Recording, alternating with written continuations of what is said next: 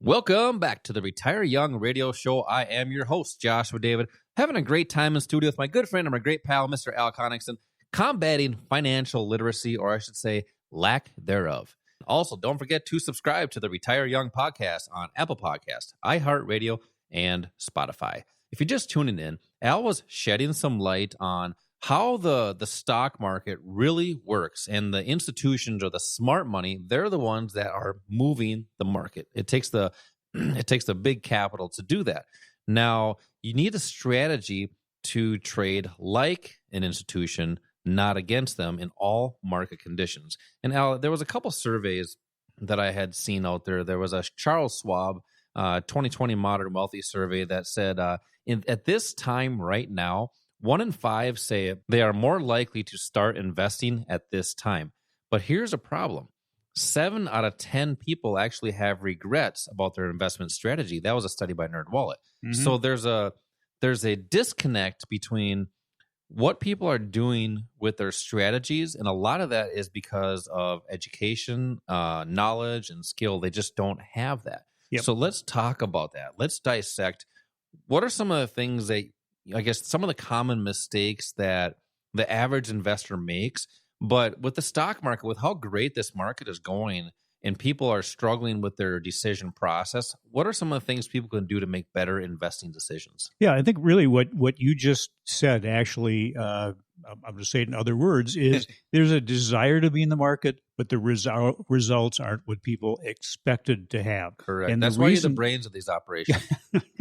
Well, the reason that the results aren't there is because of the mistakes people make. And the primary mistake is that the novice trader, the people that are not the pros, trade like other novice traders. They're not trading like the pros. And the key is to change your mindset, kind of move you from that novice position as far as the way you do things over to the pro side, do what they're doing. And one of the mistakes people make is that they don't have a plan.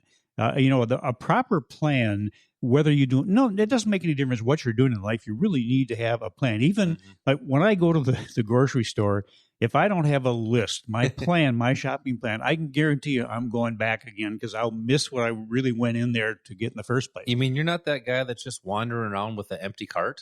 Well, I'm the guy that's wandering around, can't remember why my wife sent me to the store in the first place. So I need a list. It's a plan. I need to know what my goal is there. And that's the same thing in the financial world. Have a plan. A proper plan is a combination of things. It includes a solid strategy, something that works on a consistent basis.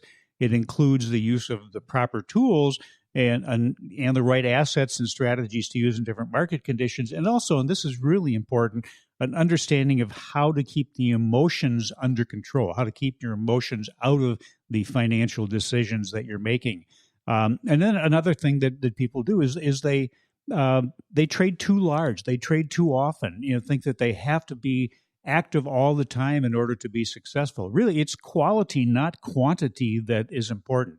If you're trading with quantity, the only person you're really helping there is the brokerage firm. They're making more money off of your numerous trades. That's what they want. That's exactly what they want. But that's not the important thing. The important thing is to identify a quality trade that has, number one, the highest probability of succeeding, and number two, succeeding with the highest profit potential. Those are parts of a quality trade.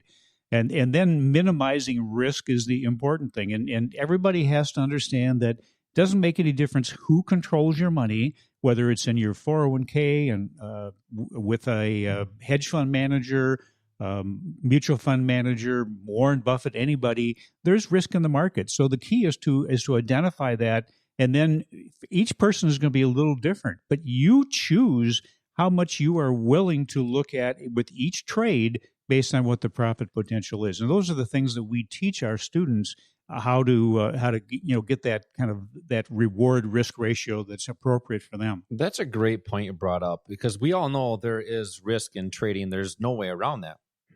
But think about this: the money managers, the people that are managing a lot of people's money, they're putting all of their money into the market because the fees, obviously, right? Mm-hmm. But that's 100% at risk. So the key is to take small portions of that, right? Right. Yeah, and exactly.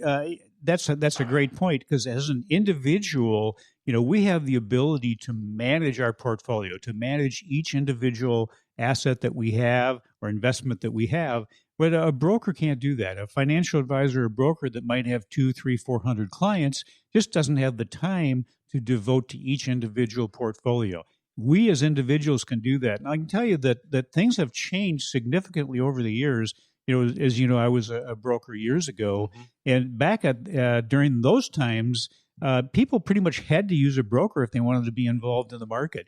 Now you've got this high-speed internet, sophisticated trading platforms, access to education, to proper education. All those things are available that really give us a leg up on even some of the institutions, because they're trading at such large quantities that they can't get into or out of a full position at one time, which is actually what we use to our advantage, because we know that they are going to do it in increments. We can identify in advance when some of those incremental trades are going to be happening, which allows us to be positioned, and then just let the institutions come in, make that first move. And then really what happens is that as human beings, most people are followers. They follow kind of a herding impact. They come jumping in after they see the price of something start to move, providing more of a move up, more of a profit for the people that are kind of the first in that position. Yeah, and that's the key. You said it right there, is to identify where the smart money is making these moves and trade like them, not like the novice, like you said right at the beginning. And going back to the grocery thing, I mean, if you're a person that's like me and you go get groceries, you're going to get all the candy. So you have to have that plan or that list, that step-by-step process. No, don't go to the candy aisle. Go to the fruits and vegetables, right? So, Al, as we get in as the second part here, so we know like some of the mistakes that novice investors make, but let's talk about more of the opportunities on what people are missing out on with these great asset class.